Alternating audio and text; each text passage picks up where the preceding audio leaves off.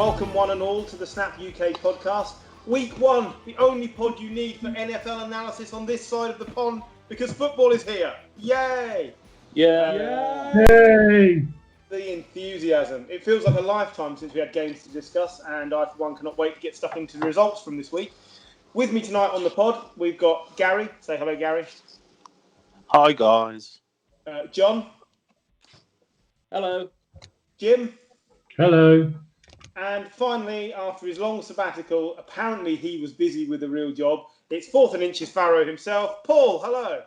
Busy with a blowjob. Boo! Nobody can hear you said that. It's never taken you that long for one of those, let's be honest. Right, we'll be discussing every game this week, and there were, 16 of them. So we have a lot to get on with. We need to get a feel for how the season's going to shape up before we start cutting too many teams out of the rundown. So I'm going to get straight into it with Clash of the Elders. Bucks at Saints, 23-34 win for the Saints. What do we think? Fascinating encounter, oldest quarterback duel ever. 2 legends, 7 Super Bowls, multiple passing records, 562 games between them, and only 5 previous meetings. Brees leading that 3-2 coming into this. So, what do we make of this game? Jim, start with you. Well, I think we're all quite looking forward to this, seeing what Tom Brady can do without Bill Belichick. And I don't think it's a fair reflection on what he is as a quarterback. I think we mentioned this last week, where the teams that have had multiple changes, especially at the key positions like quarterback or like head coach, are going to struggle. And I think we saw that in the game on Sunday. I think there's a lack of chemistry so far between Tom Brady and Mike Evans. I think one of the interceptions that Brady threw was because Mike Evans ran the right route, but Brady threw it in the wrong place. I think these things are going to take time. It takes practice. Let's face it, Brady was up with the Pats for years and years and years. He knew the receivers inside and out, the ones he liked, the ones he'd been working with for so long, and he hasn't got that anymore. So I don't think the Saints were amazing by any stretch of the imagination. I think the Bucks will take some time to kind of improve, but I still think they'll be in the playoff reckoning further down the line. Nice to see Alvin Kamara show up this season. He didn't have that many yards in terms of carries, but 5 receptions for 51 yards on receiving and a touchdown was good to see. That's kind of that. But I think we're going to see the Bucks get better. I think the Saints will kind of carry on the same trajectory, and we'll see other players like Gronkowski and like Mike Evans, who only had 1 catch for 2 yards, step up and make a bigger impact. I think there's a lot of things with this game that people kind of forgot about. Firstly, the Saints are a phenomenal team, and they have been for years. And I think there was this kind of expectation that, 43-year-old man turns up in Tampa Bay. They're going to absolutely wipe the floor. The Saints were a great team. I think also the thing that kind of you've got a tight end who, whilst is Hall of Fame bound and is phenomenal, hasn't played in a year and was last jumping off a balcony in WWE. You've got a quarterback who's still kind of trying to get used to Bruce Arians after 20 years of one coach. And their main receiving threat, I don't care what you say, it's Evans, not Godwin. Mike Evans, who wasn't fully fit. So that wasn't the Bucks we're going to get later in the season. I think it's going to be really interesting how Brady reacts to different leadership in it, because, Bruce Arians was not exactly backwards in his, appreciation for those interceptions. And, that's not something Belichick would have done, is it? We all know that Jameis was having a little chuckle, as he saw Brady throw the game away in exactly the same way that he did. But in essence, whatever happened in this game, if the Bucks lost and Brady threw 2 interceptions and looked 43, people were going to say he was finished and he was literally about to drop off the cliff, and the Pats did the right thing to get rid of him. And if he'd have lit it up and beat the Saints, then everyone would say, Belichick who? Brady's the GOAT. And it would have all been about Brady's going to lead this team to the Super Bowl. So it's week 1. He had to learn how to connect with this offense through virtual reality and all kinds of different ways of trying to gel that offense together. I think it's going to take a bit of time. But, Brady is a system quarterback. I don't think there is much denying that. You know, he's a very, very good system quarterback, and he's a very good situational quarterback. But he's never been Mahomes, is he? Or Aaron Rodgers? No, let's not kid ourselves. Well, he's got 4 more Super Bowls and about 60,000 yards on Mahomes. It's week 1. You raise a really good point. It's week 1. As well, all the and the pre-game emphasis was on the offense. The Bucks' defense is still very good, and same with the Saints. If they get into playoff contention, the Bucks, it won't be just based on Brady. It's because there's a good balance. They have a good defense as well. You think they have the sack leader? Yeah. And also, you've got Jason Pierre-Paul, who got an amazing sack on Brees. You have to give the man a hand. Never going to get old, is it? No. Defensively, the Bucks turned up at least, and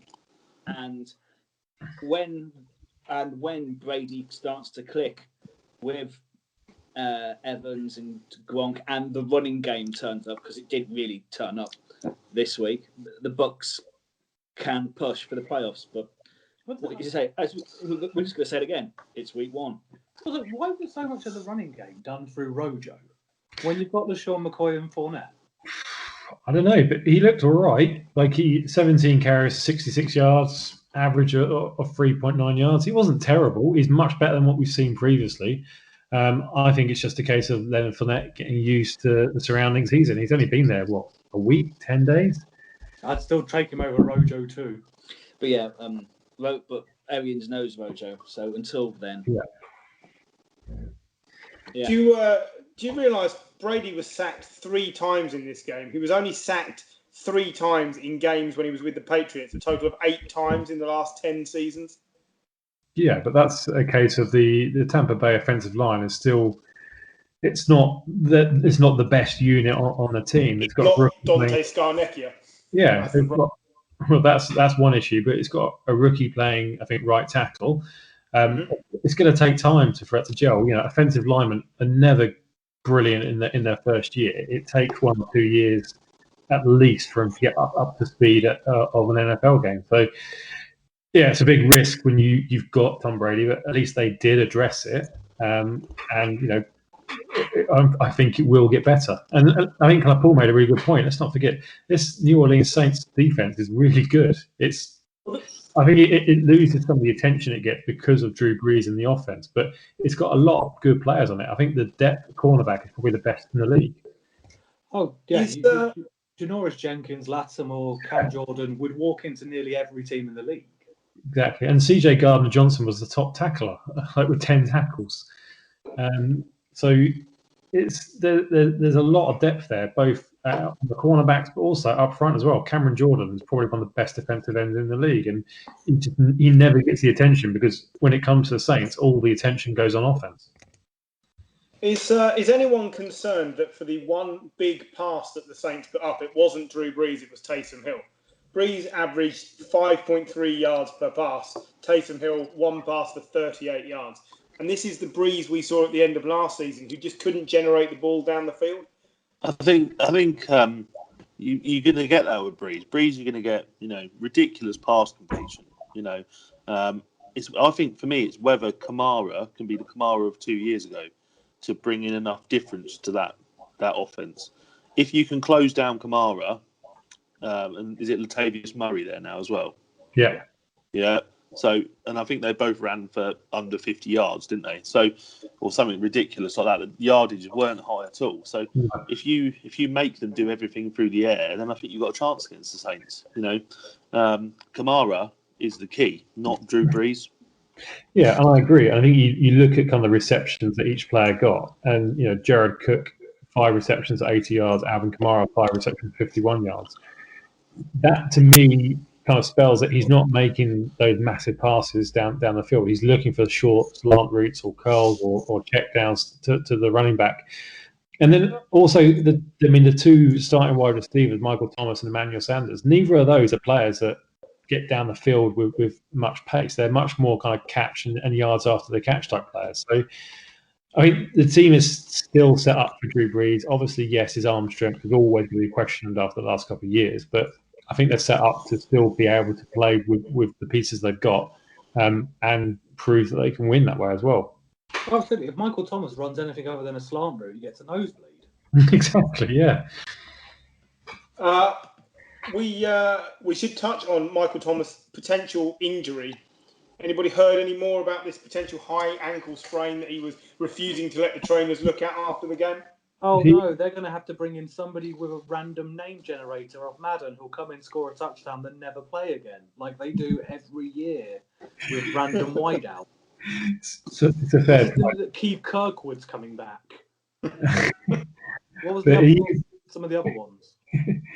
He is apparently meant to be a very likely starter come Monday because they got the extra day. They're playing Las Vegas on Monday Night Football next week, so apparently he's quite confident he'll be back. That's a good place to jump into the first ever game for Las Vegas Raiders at Carolina Panthers. So we got to see Derek Carr start a game, which I didn't think we'd see once they moved to Vegas, and we got to see Teddy Bridgewater start for his new team. Competitive, close game, two teams that can't defend to save their lives. I think both these teams are going to be in shootouts every week because they've got great skill position players at running back and absolutely nothing on defense whatsoever. What did you guys make of this 34-30 game? Can I just say, Robbie Anderson, 6 receptions, 115 yards and 1 touchdown. Yeah, this is the one. This is Robbie Anderson's half. Once every half. He's good twice a year. This is one.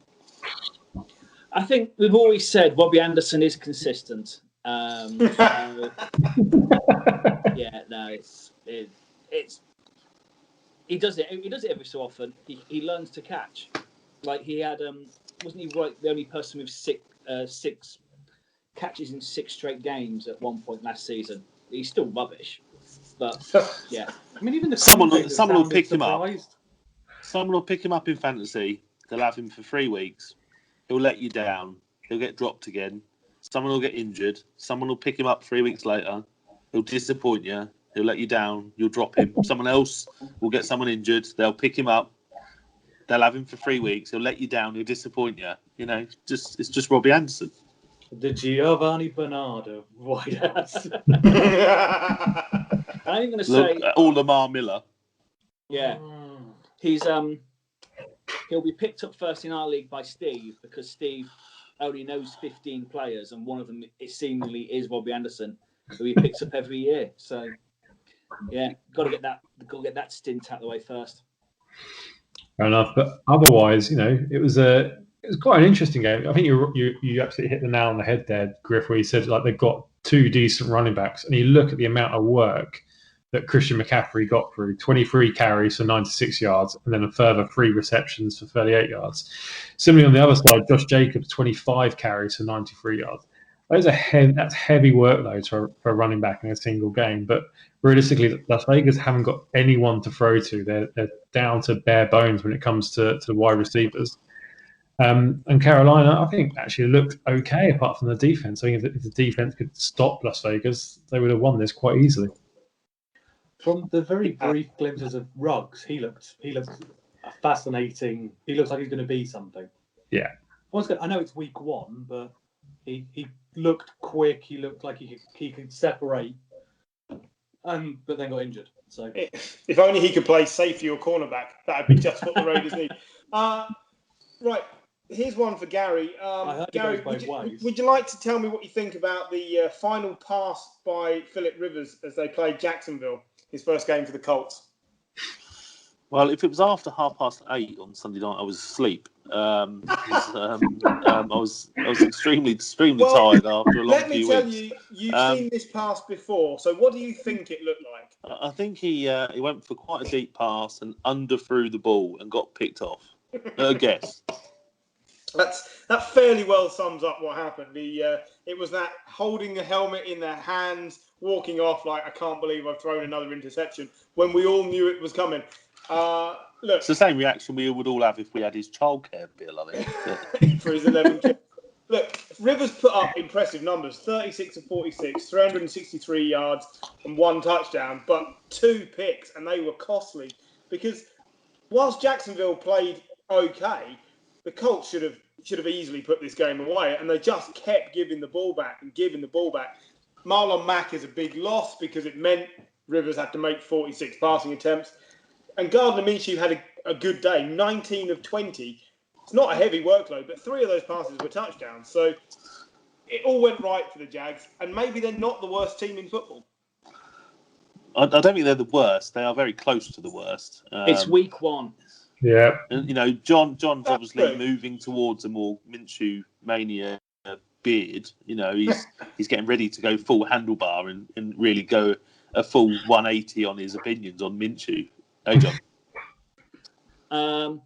If he is not shit enough for them to get the number 1 pick, so they miss out on Lawrence and have to stick with Minshew next year, I will laugh my tits off.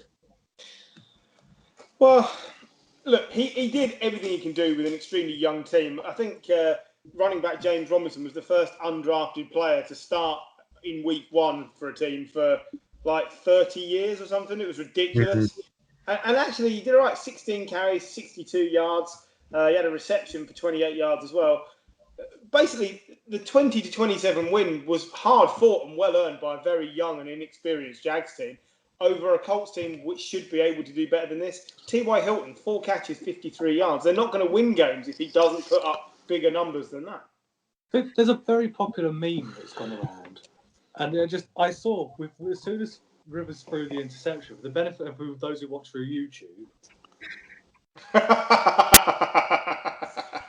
that's all I could think of, just the "I'll fucking do it again" goofy meme. Because if you're going to win now and you're going all in on Philip Rivers, this is what you've got to expect. Yeah, well, I think.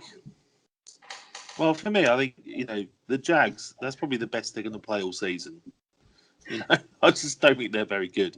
They've lost so much. They haven't even got much cap space to do much. But I think that Colts team, give it a little while, and I think the Colts team will be competitive. Yeah, they might not have showed it this week, but they are going to be a competitive team. That they shouldn't be written off after 1 week. Yeah. Completely agree. I would have been scared of going to Jacksonville with the amount of COVID around there. Like you'd have been lucky to even get me there. I'd have just wanted to get there and go home. Wasn't the only stadium with fans? 14,100. Jacksonville had the most attended game for the first time in franchise history. Excellent work. Right. I think. Sorry, just to touch on. I think if you're a Colts fan, I think. Okay, yeah, Rivers did his usual throw 2 interceptions, but I think the rest of his numbers are pretty decent. You've got to be quite encouraged that he's literally come into a system the same way that Tom Brady's gone to a new system, and he's not really dropped off in terms of performance. He's finding his receivers. He's spreading the ball around. Like lots of guys got catches on the day. People who names that we don't really know. Mo Ali Cox. I think we've mentioned him before. 2 catches, decent. There's a very big difference. There's a legacy with Brady of success, of trophies. The AFC Championship. God knows how many years in a row. Yeah. Rivers has the legacy of the opposite clutch. Yeah. It's true. Unclutch. I think you're right. I think the Jags are still destined for a top 2 pick, but really good to see their draft pick CJ Henderson at cornerback have a really good game. 3 passes deflected, 5 solo tackles. He looked the real deal. Is there not a danger, but Jacksonville is so written off, just like Miami were last year, that it's going to foster such a team spirit that actually they'll end up with winning 6. Yeah, they'll win 5 or 6 games through grit and teamwork, and end up with the 7th pick rather than the first 2. Yeah, and actually not helping themselves that much. I think there's a big danger of it. I mean, the old cliche on any given Sunday, anyone can beat anyone. I think that's if you're if you're a Jags fan and you're pining for that number 1 pick, or at least the number 2, that's a big risk. I remember back in the dark days of being a 49er fan, almost wishing they'd lose so we could get that number 1 or 2 pick. The Jags fans are going to be quite similar, I think. I think they're looking not to this season, they're looking to the next year, next 5-10 years, and building around somewhat a quality quarterback, like not Gardner Minshew, no matter how good his stats were last week. Let me tell you the difference between Miami last year and the Jacksonville Jaguars this year. It's Doug Marrone over Brian Flores. Doug Marrone can coach any team to losing. So don't worry, they won't be as good as Miami were at the end of last year. Right, we need to move on to Thursday night football that opened the season. Kansas City Chiefs hosting the Houston Texans. I was hoping for a close and competitive game to kick off the season, and frankly, it was an arse whooping. The Texans might as well have not bothered turning up until the last 10 minutes when they racked up some points in garbage time. Clyde Edwards-Helaire, running back for the Chiefs, fastest ever player to pass 100 yards on debut in terms of time. It was 34 minutes into his debut that he passed the 100-yard rushing mark. And we all said the Texans are going to miss DeAndre Hopkins, and they missed a deep threat. Will Fuller put up impressive numbers off the catches, but nothing of any distance. It was no chunk plays like they would get off of Hopkins. So can I give you a stat, Griff, here? Yeah. I know you'll have a stat. I do. The Houston wideout core had 163 yards for 13 receptions. Yeah. DeAndre Hopkins this week had 151 yards for 14 receptions. I mean, it sums up the whole problem with the Texans is that they've basically taken away their star player and replaced him with David Johnson, who A, doesn't play the same position, and B, is going to get injured. He actually had a really good game, David Johnson. He played really, really well out of the backfield, but no one's afraid of him. So you tell me with that wideout core, too many cooks has spoiled the broth. I'll tell you that Brandon Cooks will get injured and it won't matter. But look, Deshaun Watson needs players around him. He sits somewhere between Patrick Mahomes, Russell Wilson, and Lamar Jackson in the top three quarterbacks. And then there's a sort of gap to the next few. And he sits somewhere in there, Deshaun Watson, but there's no consistency. And that is because they do not play a brand of football that complements him because they don't give him the pieces. If you look at what Dak pulls off for the Cowboys, Deshaun Watson on the Cowboys team would be MVP. Easy. I think one of the other things which goes kind of a little bit unmentioned is the fact that, yes, Hopkins is gone, but it means Deshaun Watson he's struggling in the pocket because he hasn't got that safety blanket. Hopkins was a safety blanket for Watson. And that kind of emphasises the pressure on the offensive line, which, yes, they've got Laramie Tunsil, they signed him up to a long-term contract, but there's still 4-5 other positions on that offensive line which aren't that strong. And that's why he got sacked 4 times on Thursday night. You just move your D-line slightly to the right, don't you? Yeah, it's exactly. So, it's losing Hopkins has emphasised the issue on the offensive line. So not only have you lost you probably your best player, bar Watson, you kind of then highlighted one of your biggest areas of weakness. I laughed because before the game they were celebrating the fact that the Texans were returning all 5 starters on the O-line. It's an O-line that still saw him sacked 44 times last year. It's not like they were impregnable. They still weren't very good. It's only Tunsil. That's it. Yeah, exactly. That's exactly the point.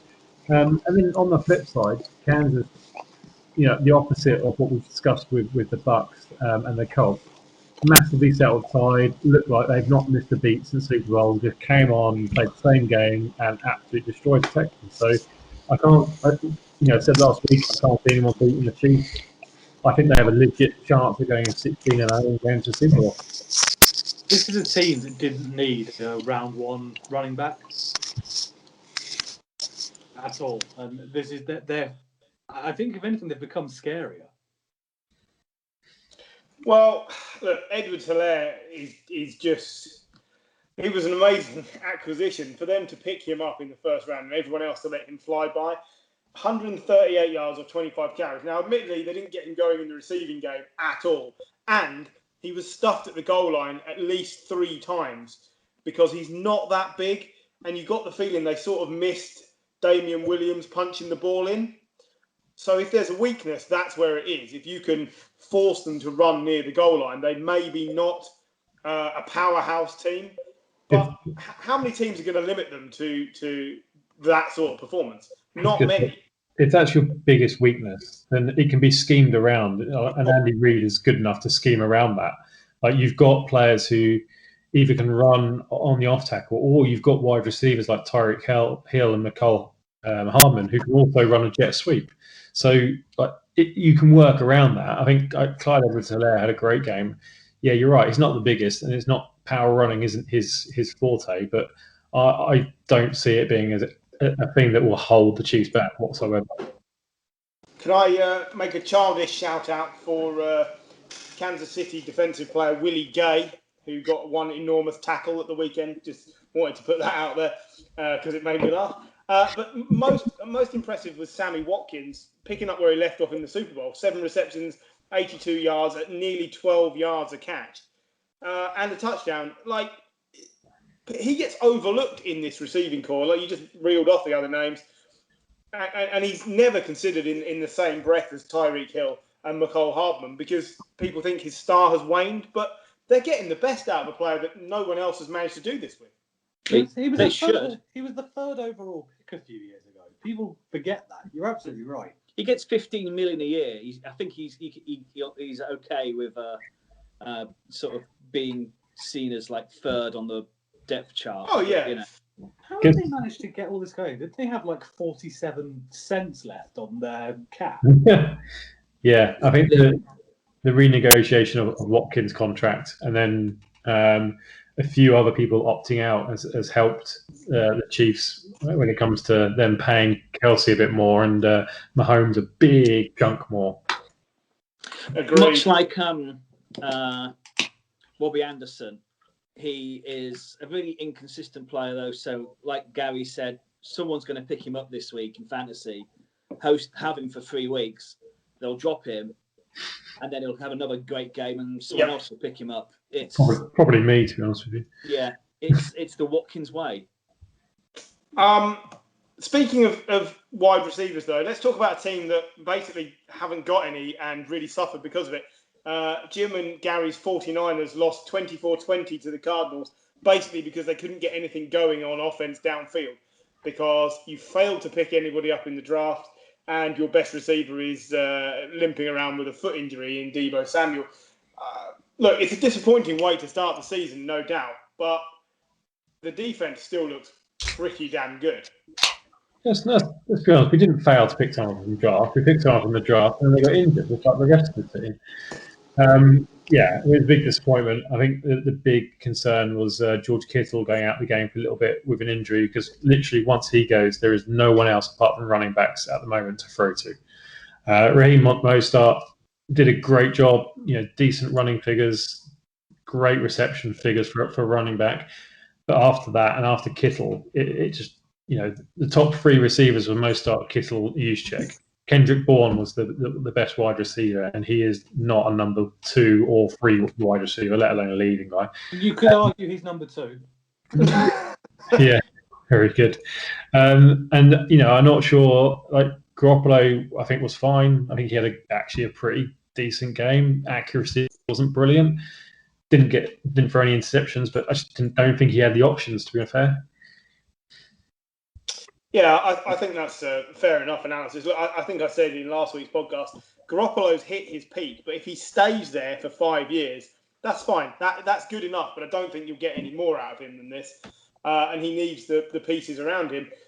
My concern, if Kittle goes down, is your second tight end is Jordan Reed, and we know he only plays 4 games a season. So your team could very quickly fall apart on offense, but that hasn't happened, and the chances are you're going to get some pieces back. So as long as you remain competitive, everything should be okay. On the Arizona, I thought the defense would be a real struggle this season, but Buda Baker, what a game! 15 total tackles. It was amazing. He was everywhere. The highest safety in the league. He needs to. Well, that's true, but he was just all over the pitch. It was incredible. Kyler, he's looking to make a name for himself this season. He's had a year to get used to the league. and 26 of 40. It's not brilliant, but it's okay. Not a lot of distance on the passing, 5.8 yards per attempt. But the legs, they're always there. 13 carries, nearly 100 yards, got a touchdown. Is he one season away from being a threat, or is he already there? I think he's already there. He's already there. He's a threat. Teams are scheming for him, you reckon? This is a team that drafted very well last year. A team that's they're building something. All right, but the problem is because of the division they're in, it's always been quite strong, and they've always been the worst team in that division. It gets overlooked, and I still think they're the worst team in that division. But they are building something very good there. Next year, this team could be a threat. But Kyler is a threat this year in terms of yards, in terms of his performances. To be fair, the Seahawks were a terrible team for a terribly long time. People get all like wound up with the Legion of Boom and all this other kind of stuff. But for about 15 years, they were awful. They've still got that awful uniform, which is horrible, and they were awful for ages. So the Cardinals, they're historically not as bad as the Seahawks. I wanted to just do some Seahawks bashing. Yeah, that was true though, isn't it? People forget the Tavares Jackson days. They were almost Seattle wanted to get rid of him at one point. Really, it was effectively they didn't look like they had a future there. So it's true. Right, a place that does have a future, apparently, whether they're forcing it on people or not, is Los Angeles. The Rams opened the SoFi Stadium. They didn't. Yeah. It was in Cincinnati. I don't get it. It's crazy, but still, they have a new home. They're looking forward to having fans in there eventually, I guess. And they christened it with a win, 20-17 over the Cowboys. Should we take anything from this game? The Cowboys were a bit more disappointing than we thought. The Rams were a little bit better than we thought. But was there anything really between these two teams? It was a 3-point game in the end. No. I mean, there are two teams that I think that could be level pegging and could be fighting it out for. Well, I think the Cowboys will win their division because they are the best team in that division. We'll come on to some of their competitors later. But they're going to be around about the same when it comes to playoffs. I think this is a coin toss game. Injury. I was going to come on to the injury for the Cowboys. Does that crucify their season? The injury to Leighton Vander Esch is massive. It doesn't crucify, but there's two bad injuries they've had there. I can't remember the other one. Blake Jarwin. Blake Jarwin. He's no Jeff Swain. No. Yeah. But Vander Esch. He got 3 touchdowns in one go. Vander Esch will be back by the end of the season, but by then they might just be fighting for wild card, because I think the only thing that saves them is the fact that they're in a shit. Richmond announced the high. All right. What was that? That was an autoplay on a video. And are you watching porn while we're recording a podcast? Obviously, it's what I do every week. Fair enough. Same. Aldon Smith, though, played his first game in 5 years, 11 tackles, 6 of them solo, had a sack, tackle for a loss, 2 extra QB hits. For a man who's being paid $2 million to turn up after 5 years out of the game, that's pretty good. For a man who's not played for 5 years, that's amazing. We talked about Gronk not playing for a year and looking up, slightly off colour. Aldon Smith has had God knows how many issues when it comes to it kind of off the field issues, when it comes to his criminal record and God knows what else he's been up to. For him to come back in and play a starring role like that's incredible.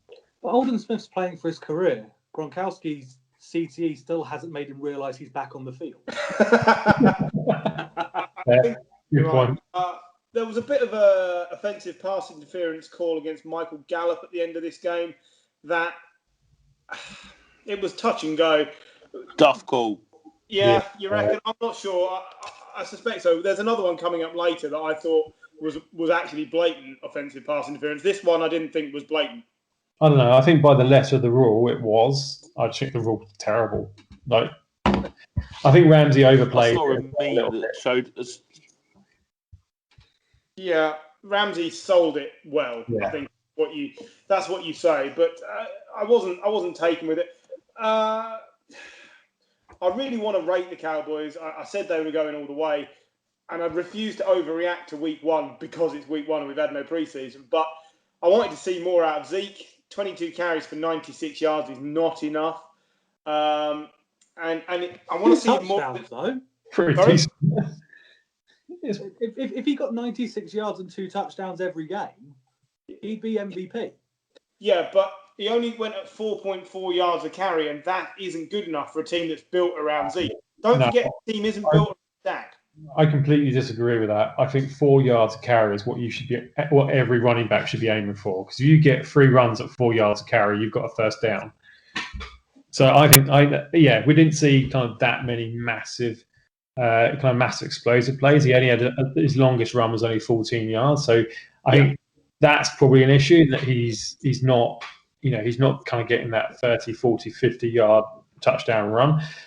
But this point that his offensive line's not the same as it was 2-3 years ago. They've lost a couple of players, some of them a bit older.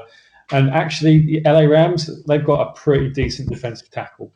Yeah, I think the clip of Aaron Donald pushing the guard aside and then throwing Zeke to the floor like a toy was incredible. Throwing Zeke at Dak. yeah, pretty much. It was amazing. That guy is unstoppable.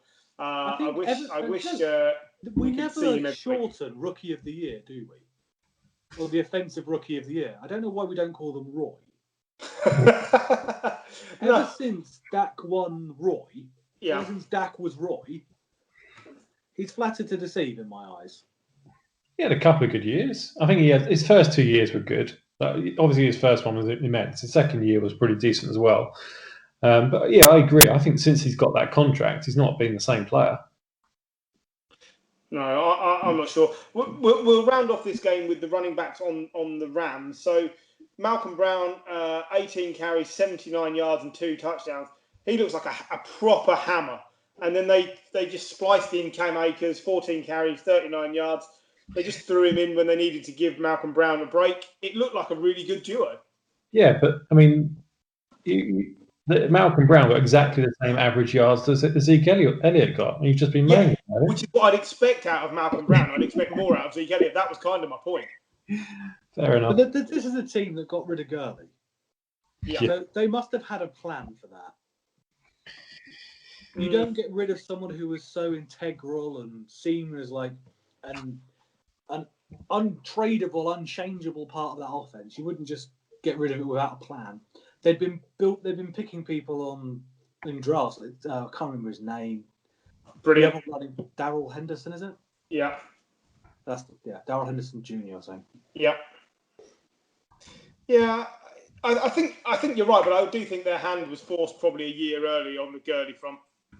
I really do. I think at least a year early. So I'm not sure they're prepared. I still think Cam Akers comes good and leads this team in rushing by the end of the year. I think he's going to be an outstanding player, but no preseason doesn't help. Does not. It's not going to help any rookie, though.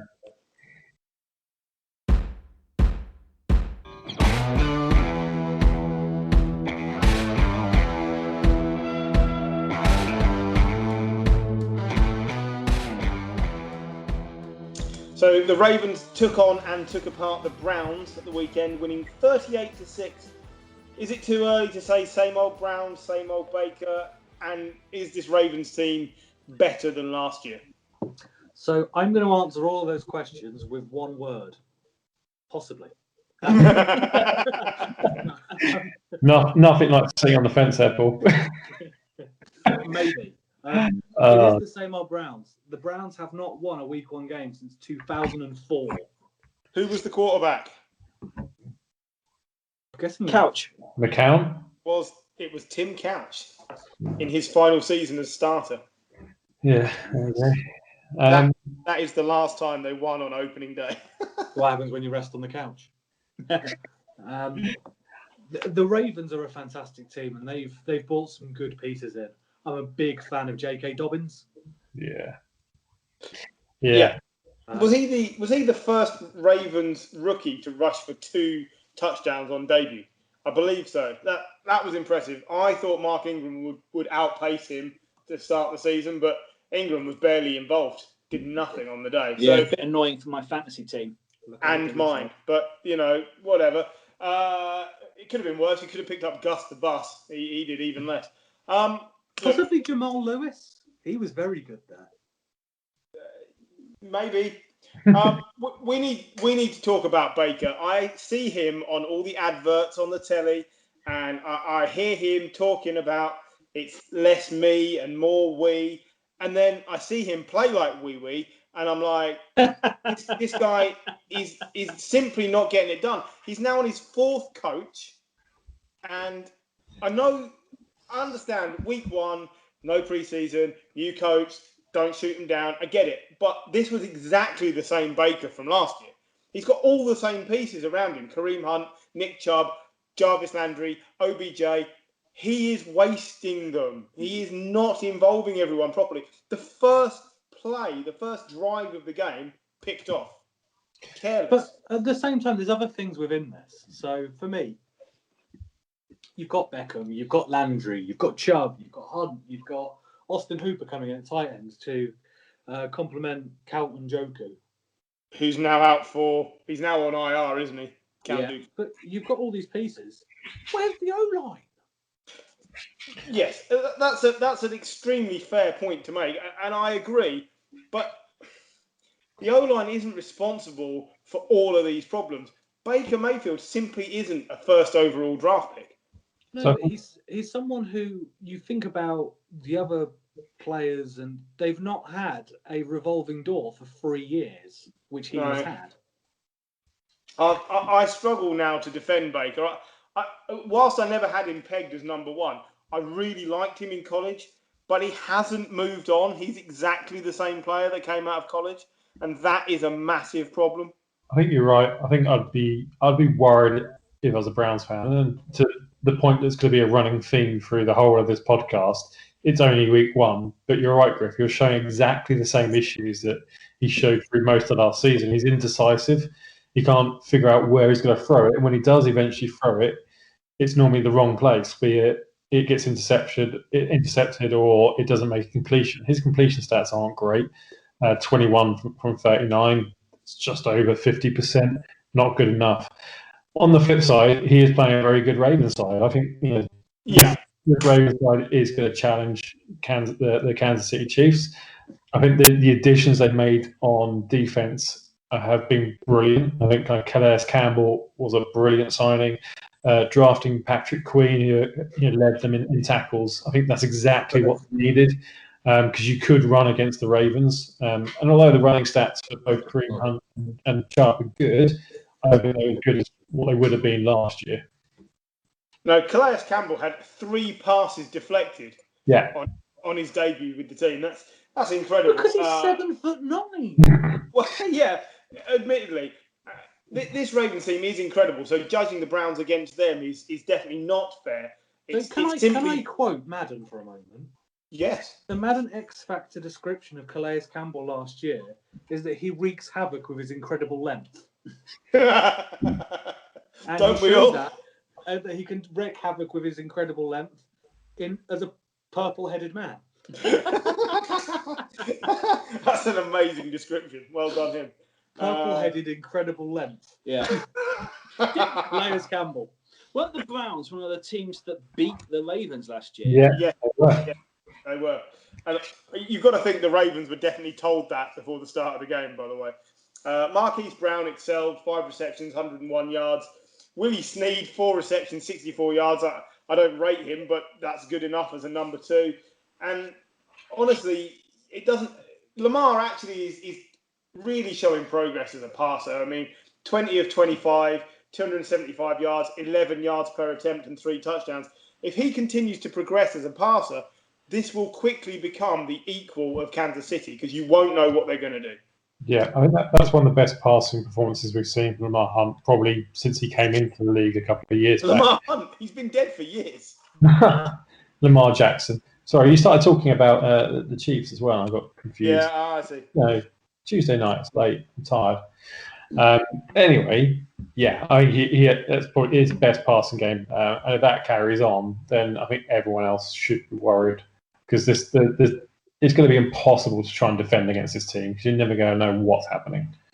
Shall we move into looking at another first-round quarterback who really deserves some praise for his performance in defeat as the Bengals lost 16-13 at home against the Chargers in Joe Burrow's debut performance, which really you got to see, okay, he's a rookie, but he looked calm and composed in that final quarter, marching down the field, and had his debut ruined by Randy Bullock. Randy! He quite literally did that thing you used to do at school where you cocked something up and then went, oh, I'm injured. Oh. He's got a left calf-ish injury, hasn't he? But he was definitely holding the right one when he finished after the thing. He strained his calf, but they've already said he's going to play this week against the Browns, I believe. But they're going to make him play in his vest and pants. Did you see who they signed in case he can't go on Thursday night? No, Kai Austin Seibert, who just missed a PAT for the Browns at the weekend and got sacked. The Browns have signed Cody Parkey, haven't they? Oh, Cody double doink Parkey. Jesus. What is it with crap kickers getting second, third and fourth chances? Who knows? Poor Blair Walsh. What must he be thinking? Look, I thought Burrow was really impressive, and I thought the offensive pass interference against AJ Green, which denied them a win, was offensive pass interference. I really thought it was.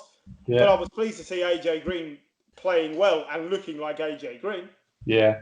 I think back to your original point, like Joe Burrow's stats aren't brilliant, like by any stretch of the imagination. I think it's one of those games where you have to watch it to kind of appreciate kind of his performance because he looked like an NFL quarterback that's been there a number of years. He didn't look like a rookie. There were times he looked like a rookie. Yeah, but there were other times. He missed a couple of good throws that could have been touchdowns. It's week one. It's week one of his career. You know, you've got to expect that. I mean, you look at Peyton Manning's first season; he still holds the record for the most interceptions. Exactly. Oh yeah, but what did he ever? Oh wait a second. Exactly. I think you've got to be encouraged of your Bengals fan. Yeah, definitely. Like the complete opposite of Baker. I think Jim's point is correct. If you look at the stats, you'd say that Burrow didn't play as well as Tyrod Taylor on the opposing team. But if you watch the game, Tyrod did nothing to inspire his team, and Joe Burrow did everything but win the game. So, the Chargers' defense is really, really good as well. I mean, their cornerbacks are incredible. Their line is pretty damn good. I mean, they lost the safety, didn't they? But honestly, the whole defense is built to mow teams down.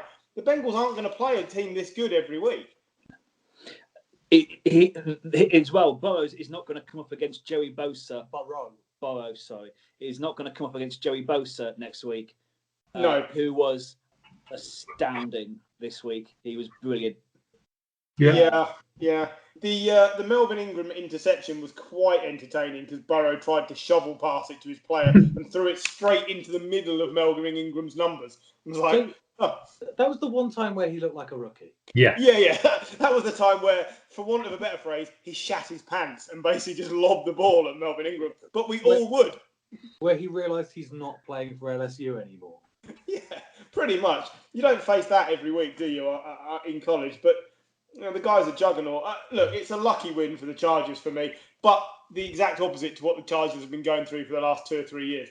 So, fair enough. They needed that. That's a confidence-boosting loss, if such a thing exists. Yeah. A team that I don't know how the Bears beat the Lions, but it was 27-23. The Lions beat themselves. That is perfect summary. So DeAndre Swift, rookie running back, dropped the easiest catch we saw all weekend, which would have won the game. And I heard Matt Patricia said to him after the game, "It's not on you, it's on me." Well, actually, it's on them both because Patricia is a terrible coach, but that was the easiest catch of the day, and DeAndre Swift ruined it for himself. Matt Patricia, look, they haven't won 9 games in Matt Patricia's time in charge, and yet Jim Schwartz was sacked from the Lions after going 9-7 in consecutive seasons. What was the plan here? Adrian Peterson was their lead rusher with 94 yards. He'd only been on the team like 6 days. What were they going to do before they signed him? Have someone else run it? Who? Matt Patricia? Because they didn't seem to, it's like they just went, oh yeah, he'll do. I don't get it. Nothing about this Lions team feels Bo Scarborough. He's on injured reserve, I think. Matt Stafford was the next best carrier for Detroit with 23 yards, and after that you got Kerryon Johnson and DeAndre Swift.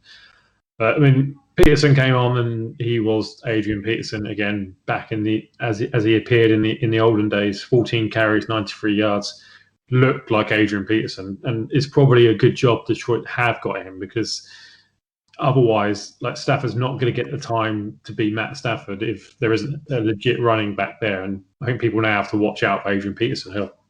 He's on a revenge tour by the looks of it.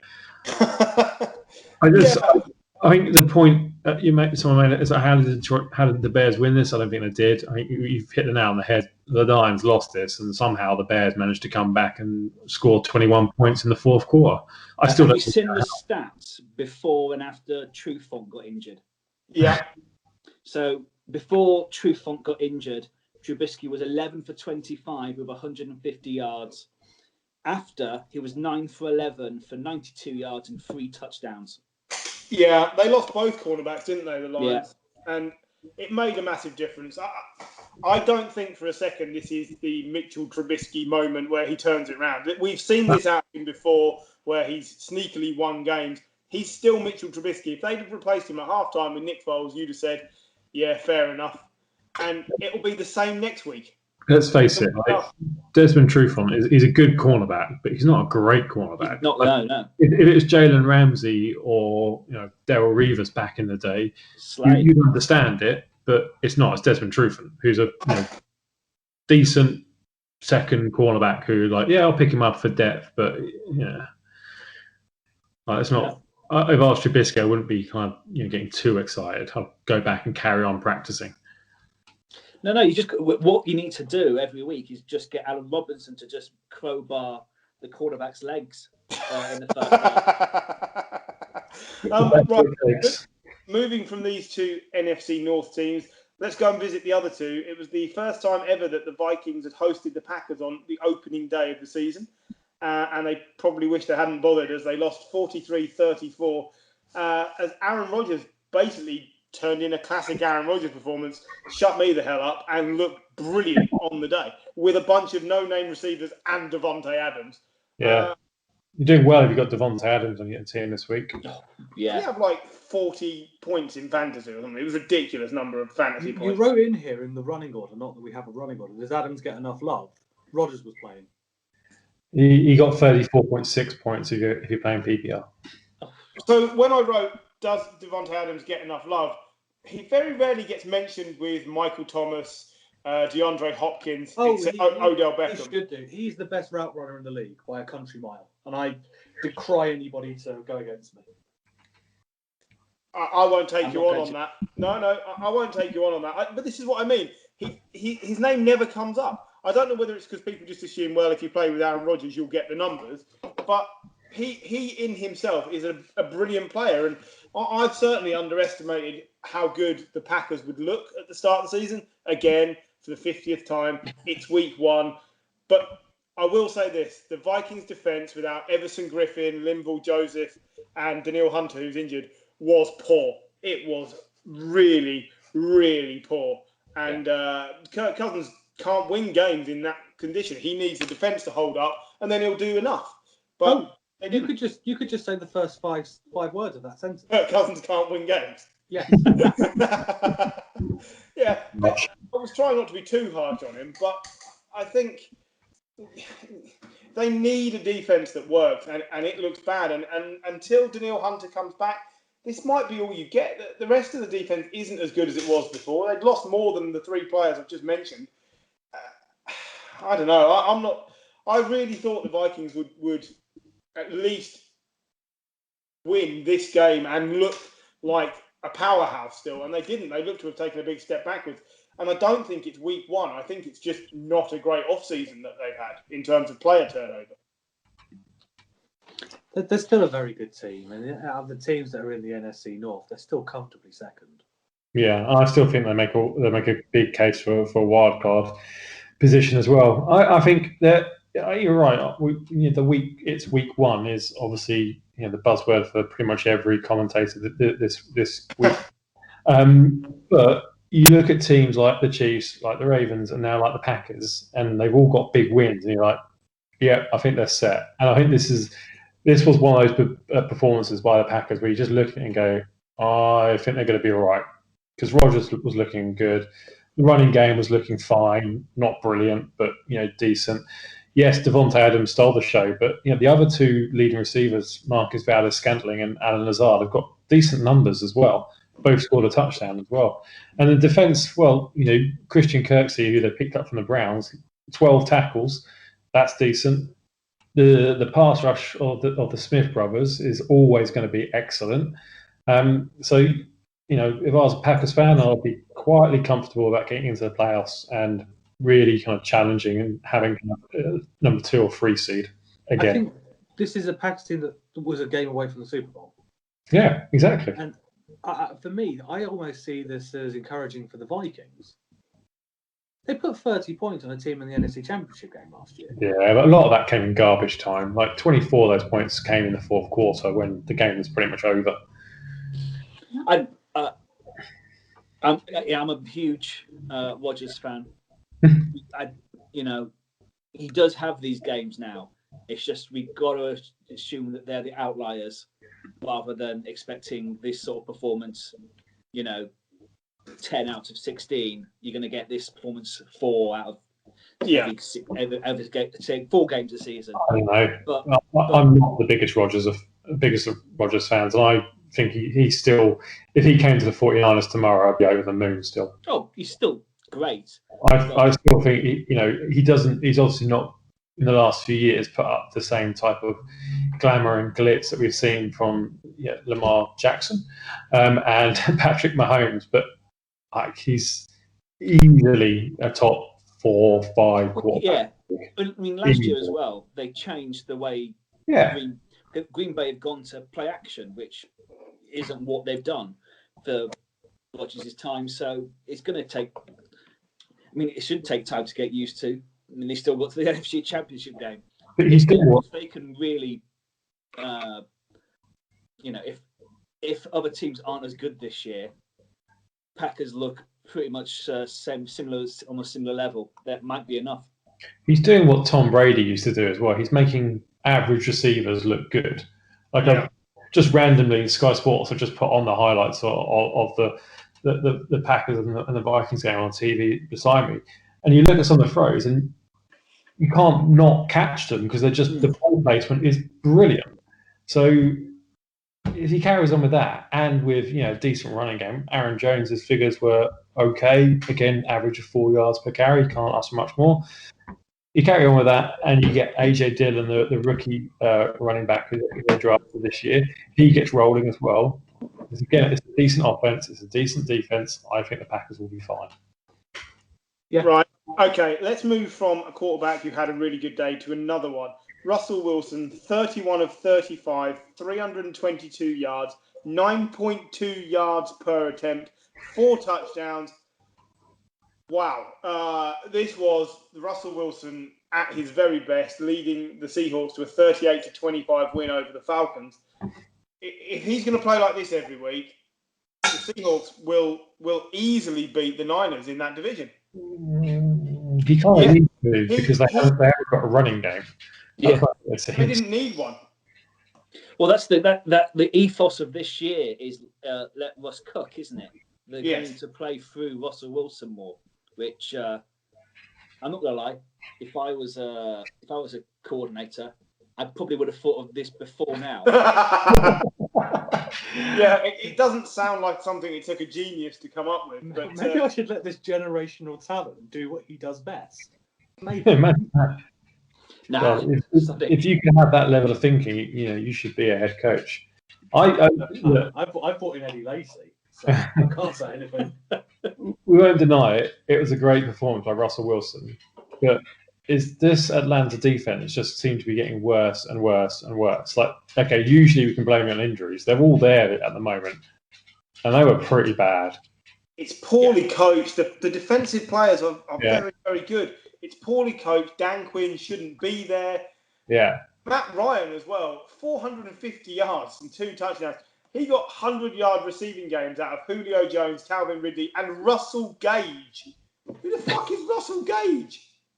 I mean, yeah, you're asking. So the defense, I think, is an issue. Matt Ryan had a good game, but Todd Gurley looked all right. But outside of that, where's the running game? And it's the same with the Seahawks as well.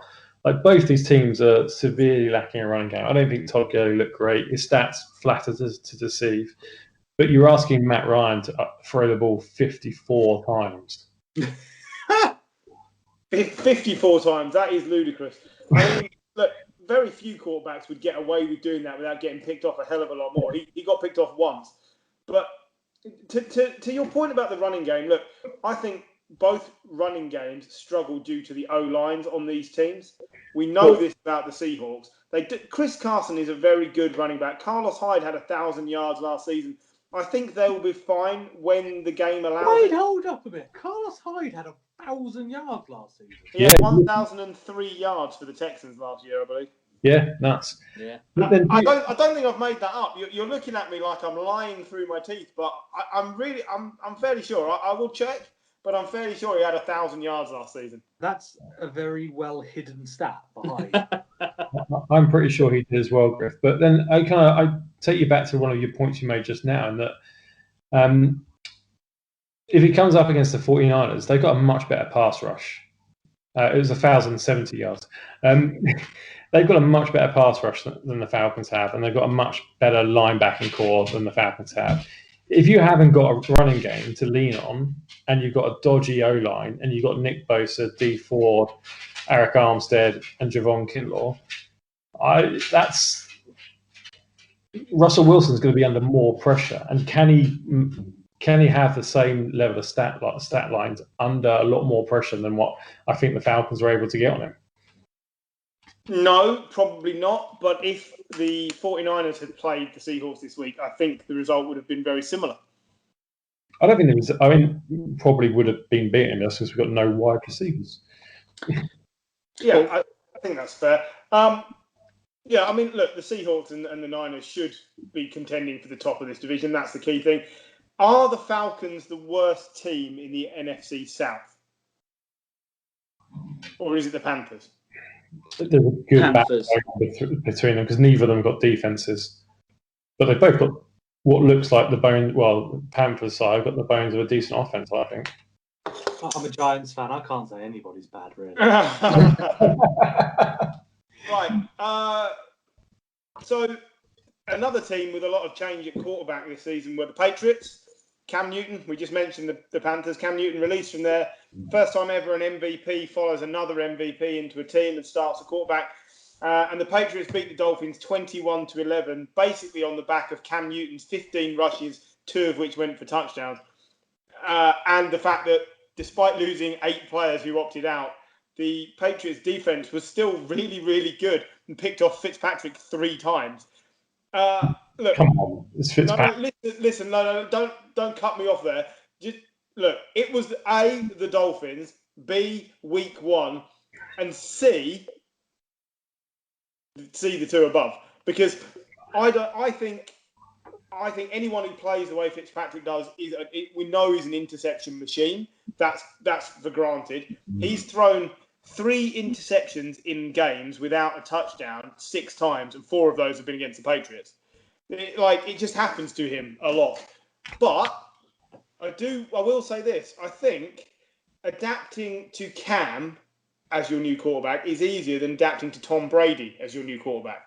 Because Cam will take the game as he sees it and play, whereas Brady, you've got to scheme everything around him to make it work. Yeah, and I think next week is where we judge where the Patriots are, because you have the Seahawks. The Seahawks, I think we'll get beaten, but I don't think it'll be terrible. But I think we'll get beaten. But I've heard a lot of people saying, look, Cam can't run 15 times a game. Cam can run 15 times a game. He looked delighted to be steamrolling over people. Richmond announced the high. Bloody doing it again. Bloody autoplays. Sorry. I mean, turn the volume down, Jim. Be a Then professional. I can't hear you. Yeah, definitely turn it down.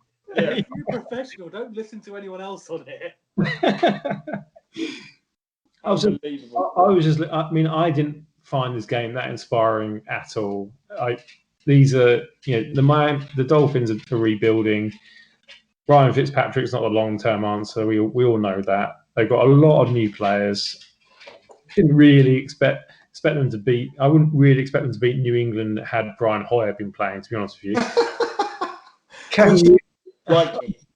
Cam Newton looked good. There's no denying that. His running game was great. I think he looks fit, and I think that's the best thing for Pats and Pats fans is that Cam Newton doesn't look like the shadow of Cam Newton who we've seen for the last 2 years. He looks like the old star Cam Newton, willing to run it.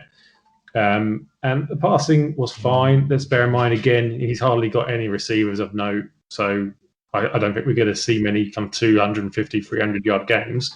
Don't need that really, do you? Because he runs 75 yards. So, yeah, I mean, it was fine. I found the game pretty boring, though, to be honest. Yeah, it was pretty dull. I'll say this before we move on from this one.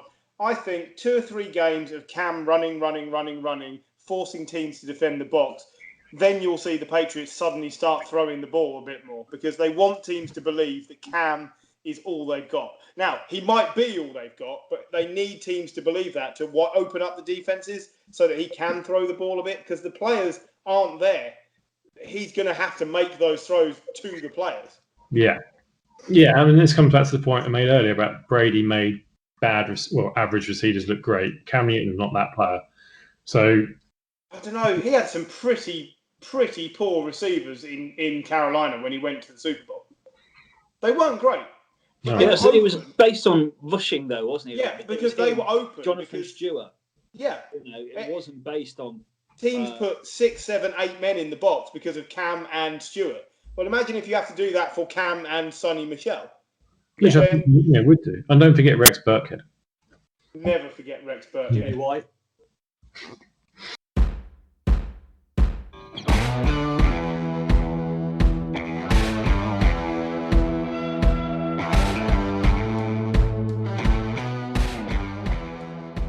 So, moving from AFC East game 1, Dolphins-Patriots, to AFC East matchup number 2. The dogshit Jets are back, everybody. Don't worry. They scored 17 points in a game where the Bills really didn't play that well and still won. They scored 27. Look, we've said it already. Adam Gase, he's probably the worst coach in football right now. What is he doing wasting Sam Darnold like this? He's right up there with Patricia in terms of like who's going to get sacked first. We said this last year, and they keep going.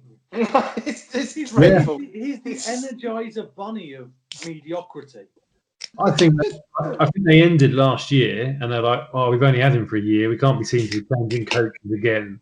And I think that's literally the only reason he's still got a job because he was bad last year. I don't think any of the players respect him, and he's going to be bad this year. I mean, we've mentioned the running game. A running game for actually both teams is pretty bad. But Frank Gore's your leading runner when you've got Le'Veon Bell on the squad. Yeah, but Bell got injured. Yeah, he did, but he got the ball for a total of 14 yards off 6 carries. Yeah, so Frank Gore, 6 carries, 24 yards. Le'Veon Bell, 6 carries, 14 yards. A long run of 7. You're talking to the man who has Le'Veon Bell in his fantasy team. So That's just a mistake. You should have drafted Hall of Famer Frank Gore. You masochist. Look, the Sam Darnold thing is what concerns me the most. 21 of 35, 215 yards, touchdown and a pick, sacked 3 times again. Like, he gets sacked a lot. And he looks scared. What is it? It's nearly a year since he said that famous "I'm singing ghosts" line. Well, yeah. I think he's still seeing them. He plays scared. And it's because he knows the team can't protect him and receivers won't be open. They're not schemed open quickly enough, so he gets hit. I'm sorry. There's one thing with Sam Darnold on my mind more than anything else. I don't think he's as good as everyone else thinks he is. No, that's as maybe, but I don't think it's fair to even judge that. No, I don't think it is either. I don't think we'll ever find out. Yeah, well, unless you go... The confidence level between him and Josh Allen. Both drafted in the same draft. Yeah. Allen drafted later. Oh, yeah. Le'Veon Bell going on IR. Thank you. Excellent work. Brilliant. Jordan Howard.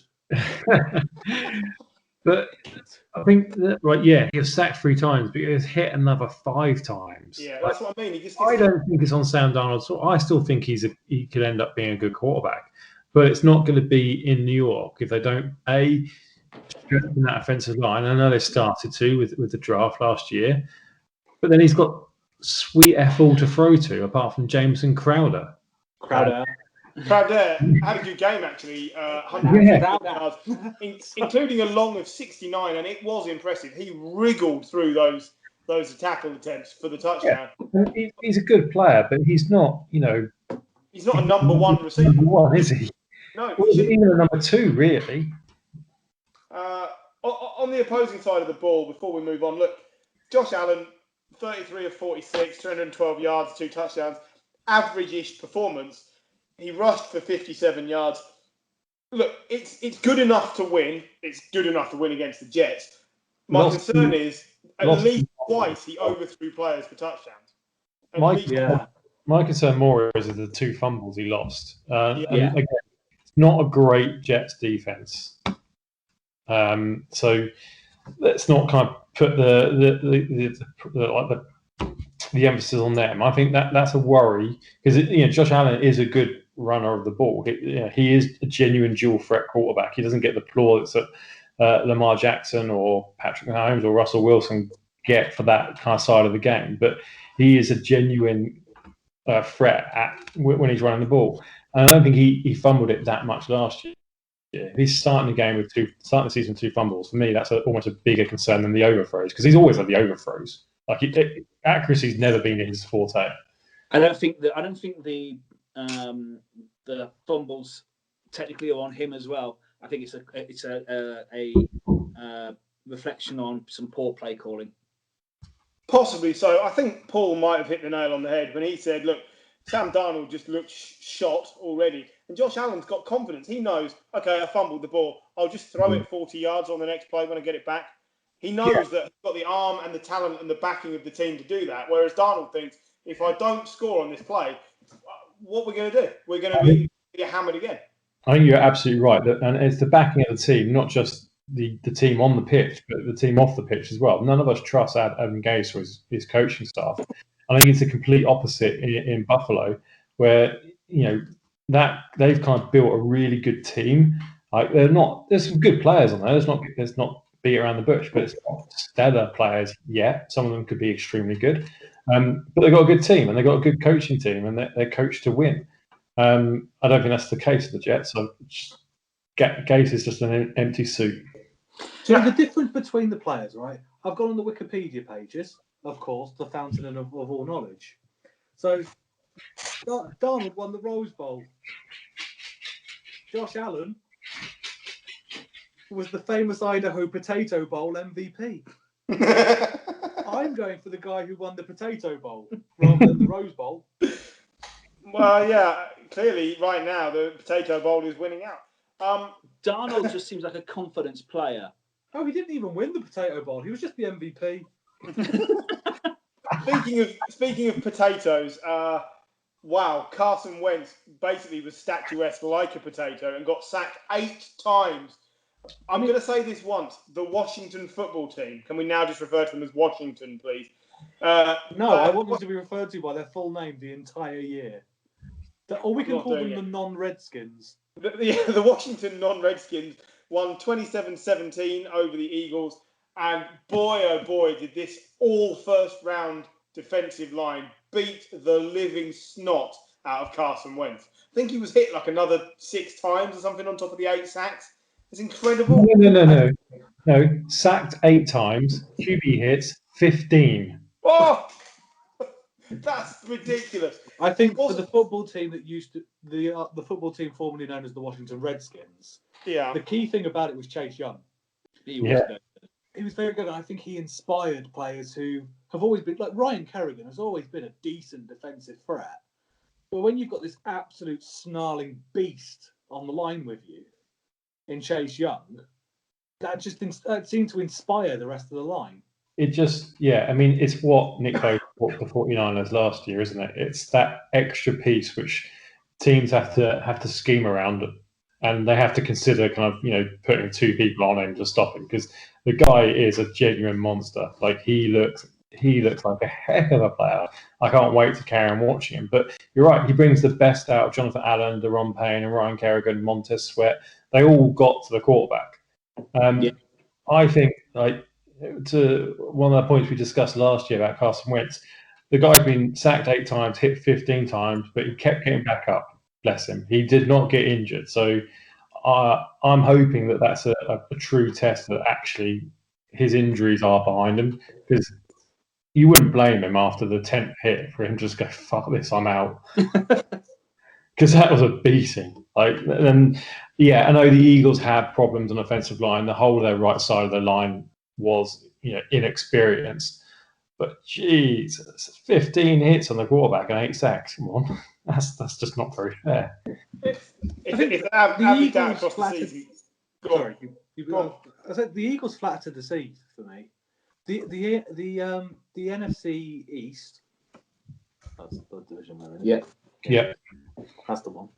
The team I support in it. I should know. The NFC East is a poor division. Really bad. Well, the football team are now leading it. It's a poor division. If they averaged this out across the season, he'd be sacked 128 times. It wouldn't matter what his injury record. He'd be dead. So it'd still be 20 behind Deshaun Watson. Couple of points to make though. Dallas Goedert outperformed Zach Ertz quite considerably. 8 receptions for 101 yards. But on one play for most of it. Well, 34 yards off the long play. They both had a touchdown, but Ertz looked to me like a man who wants his contract sorted and isn't that bothered until he gets it sorted. I don't blame him. He's seen the other 2 top tight ends get paid. He deserves to get paid. He is number 3 tight end in the league, but he's a very good number 3. He's the best offensive receiver they've got on that team. Well, yeah, exactly. So the other thing is, Ron Rivera, how much credit does he deserve, considering what the team and he personally are going through, for coaching this defense? He's a defensive coach. He's got the best out of what's there that other people hadn't managed to do in the past. And it masks the fact that the offense has got nothing. Nothing. I think people are too quick to forget this Washington team until Alex Smith got crocked. Yeah. We're leading that division and we're on course for the playoffs. Yeah. The Alex Smith led Redskins at the time were looking good. Smith there, Peterson was still incredibly old, still incredibly bankrupt, still got 100 yards every couple of games. They were a decent team. You don't suddenly become a bad team overnight. No, I think a lot of it came down to Jay Gruden. Say again? It took him a good couple of years to become a bad team. I don't think, I'm not convinced by Dwayne Haskins at all. And the receiving core outside of Terry McLaurin is below par, below average. I couldn't name anyone else. Yeah, I mean, I'd take Philadelphia's receiving core over the football team's receiving core, and that's saying something because Philadelphia haven't got the Eagles haven't got many good receivers. Yes, they got Deshaun Jackson, but he's over the hill. Jalen Reagor's a rookie and injured. Greg Ward, Boston Scott. The double-barreled name, Griff? Sorry? What's the double-barreled guy name with the Eagles? JJ Arcega-Whiteside. That's the one. Yeah, he didn't even get. You have to say it in best Mike Tyson voice. It sounds amazing. Right, let's move on from one shower of shit in the NFC East to another one. The Pittsburgh Steelers beat the New York Giants 26-16. Look, I've seen the highlights. I didn't watch the game live. I watched the game last night. And That's encouraging. Do you know what though? It felt encouraging. That is it for both teams. The Steelers' defense is Brilliant. scary. Yeah. Like Bud Dupree absolutely tore us apart at times. He was unplayable, quite frankly. The O-line for the Giants is a bit makeshift at the moment, but it stood up at times to some intense pressure. The only thing is, Barkley really struggled. He was good. He was best in the receiving game. He couldn't get any yards.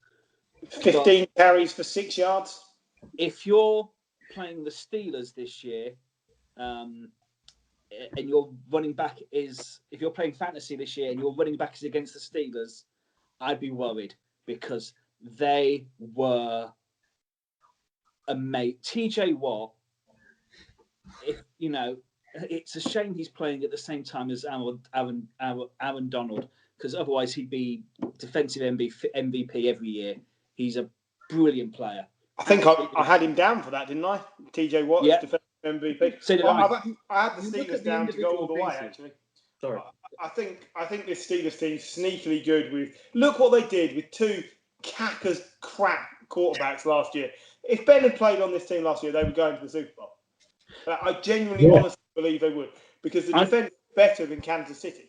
Yeah, and I think, as bad as it sounds, I think last year was the best thing that could happen to Ben. Yeah. Because I think because of the size of him and just because how he is, he plays injured. That's just what he does. And I think he needed time off to recover.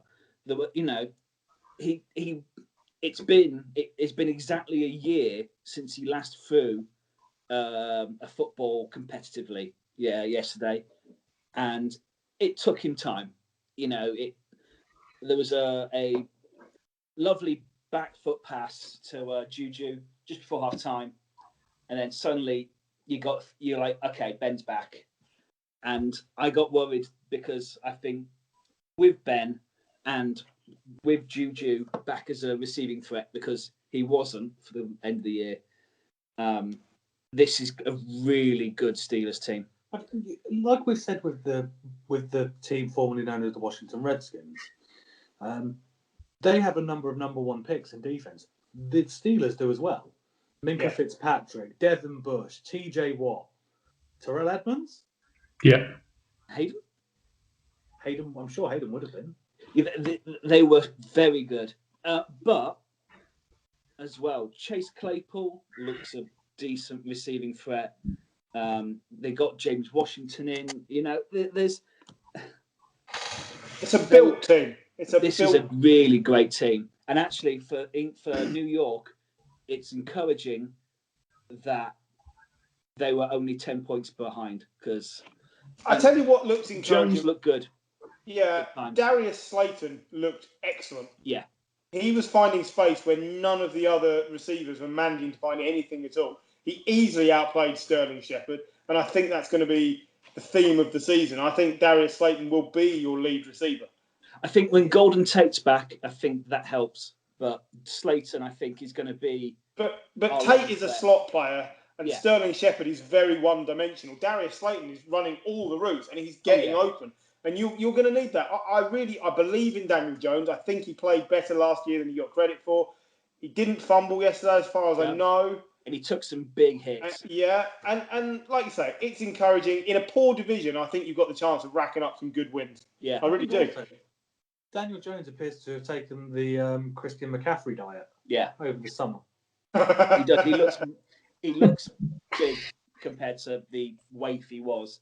And but yeah, I think the story is not in New York. I think the story from this game was Ben's back. I think by week 3, I think this team could be near unplayable if they continue, because defensively they remind me of the Pats last year. Big comparison. Well, thank you, John, because I hadn't seen much of that game. We have to round off tonight's mammoth game covering podcast with one of the more boring yet somehow intriguing games, as the Titans beat the Broncos 16-14 in a game that the Titans should have absolutely smoked if it wasn't for the fact that Stephen Gostkowski, former All-Pro and 89-time Super Bowl winner, missed 3 field goals and a PAT in this game before sealing victory with a 30-odd yard field goal at the end. Honestly, it was one of the worst kicking performances I have ever seen. It was insane. And yet, they trusted him at the end, and Vrabel threw him out there, and he got the win. I don't know whether it's a result of the surgery. He had hip surgery last year, didn't he? Which is why the Pats let him go. Yeah. But maybe the Patriots did see something here, and because he did not look like the same player. He snatched at everything. So, I was pleased when he got re-signed to a team. I think he's one of the better kickers, but you can see maybe what was being seen in New England, that they don't trust this surgery to leave a player untainted. Beyond that, though, Derrick Henry pretty much picked up where he left off last season. With the coolest cleats I have ever seen. Feel free to describe. I will do even better. I want to hear your reaction to them. Okay. So I appreciate this makes terrible. Makes it terrible. Yeah, well, terrible podcast content. Put this out on the Twitter, John. Yeah. While you do that, Melvin Gordon for the Broncos, 15 carries, 78 yards, and a touchdown. It was serviceable. It was fine. Those numbers are more than fine. You'd accept that, especially in this kind of other group of running backs they've got. Yeah. I think, in general, Broncos should be okay with the offense. It wasn't electric, but it was efficient. Yeah. There they are, by the way. There's the cleats for the King Henry. I mean, that is quite impressive, King Henry. Yeah, that is quite impressive. What did you think of Noah Fant, tight end for the Broncos? I really liked him. I liked him last year, and he didn't have a brilliant season, but he was good in patches. I think he's going to develop into one of the better tight ends in the league. I think this is a Denver team that has lots of. Jerry Jeudy looked good. Yeah. And I really hope he gets the nickname Judge. But it should really be the duo of Judge Judy and Ellie Fant, because if it's not, I'll be upset. This is a Denver team that's got some very young pieces. Yeah. So you've still got a young Chubb in defense. Locke is young. Judy's young. Fant is young. I think the loss of Von Miller is going to be huge for this team, because he's not only is he kind of a Hall of Fame likely type player, he's a massive leader off the pitch as well. They lost Chris Harris last year as well, who would have been another big leader for that team. So, but they did bring in AJ Boye. I know they brought him in. But you obviously look for veterans to lead the team. But I think those two, Von Miller and Chris Harris, were generally big team leaders. AJ Boye is a good player, but I don't think he's ever been kind of the most vocal of team leaders in the places he's been. This was not a great game if you had either of these kickers in fantasy, because I just realised Brandon McManus was 0 of 0. He had absolutely nothing in the field goal tallying at all. So not great in that respect. It was a quiet game, really. Nothing particularly worth watching, in my opinion. But I actually think both these teams could do more than we give them credit for. I really think the Titans will fly again until either Tannehill or Henry gets injured. And like you say, the Broncos, the pieces are all there. They just got to put it together. The Von Miller loss is huge. That covers all of the games. Does anybody have anything they'd like to mention that we haven't covered? While we're talking kickers, can I mention Rodrigo Blankenship? And his amazing glasses. They're great, aren't they? The only way they could be better is if they were Timmy Mallet style or Dame Edna style. Yeah. But yeah, the thing was, he missed his first field goal attempt, and I thought he ought to get some glasses. And then I saw him and thought, Brilliant work. Well done. I've drafted him in every league based on those glasses. And Did you know, interesting stat for this week coming up? If Tom Brady throws a pick six this week, he will join Matt Sharp as the players with 4 consecutive games with a pick six in them. that was my stat for you. I apologise. He is the first player since Matt Schaub and Blaine Gabbert to have 3 straight games with a pick six, and they both did it in 2013. They did 7 years. I apologise. The last one to throw 4 was Matt Sharp, and he's still getting paid like $12 million a year to be back up at the Falcons. So, whatever. I've got the stat for you that Brady and Brees combined have more career touchdown passes than 7 individual franchises. Yes, I did see that as well. Look, it's impressive stuff. But there is no doubt for me that both of them are at the very, very end, like the limit of what they can do. You won't see Brees play as long as Brady, and you'll probably see Brady only play this year. Yeah, because I think they're done. Definitely Brees last year. I know it's a huge call at week 1, but it's done. I think Brees will see it more easily than Brady. I think Brees will say, yeah, actually, I should hang it up. I think Brady's going to struggle to do that. I really Apart do. from a second Super Bowl, what is Brees playing for? They play for pride, I guess, and the fact that they really do believe they can win. If he wasn't on one of the favourite teams, he wouldn't be playing. He really believes that Super Bowl is achievable, as do I. With regards to Brady, I think it's different. I think the motivation is just keep playing because people say you can't. And that isn't enough. And I think he also doesn't want to be seen as a liar, because if he's come out and said, I'm going to play till I'm 45, that bastard will play till he's 45. He may well do, but it was a bit like watching Brett Favre at the Jets. You know what I mean? Like, you know it's over. It'll be good in patches, but you know it's over. It's not quite right, but, maybe that's just as someone who didn't want to see him go somewhere else, and at the same time just wished he'd retire because he was done. Let's see what they're like when they're not playing the Saints. Of course, look, the Bucks will still be in the playoff hunt all the way. Week one, again. But Mike just come up on it. Mike Vrabel said he expects to see improvement from Gostkowski next week. I bet he does. In other news, sky is blue. Right, everyone, that was week 1 of the 2020 NFL season. If you're still listening, thank you ever so much. I know it's hard work when there's 1,000,001 games to go through, but I think we've covered all the key points, and really, in the next 2 weeks, we'll start to get a feel for how the season is going, which teams we don't need to bother talking about because they're irrelevant, etc., etc. Jets and Lions. Yeah, agree. Does anyone have anything else to add before we leave? No, let the people go. Right answer, everyone. I'll say goodbye from Gary because he had to leave midway through this podcast due to technical difficulties, and not because his wife made him. And as for the rest of you, I will also say thank you and good night.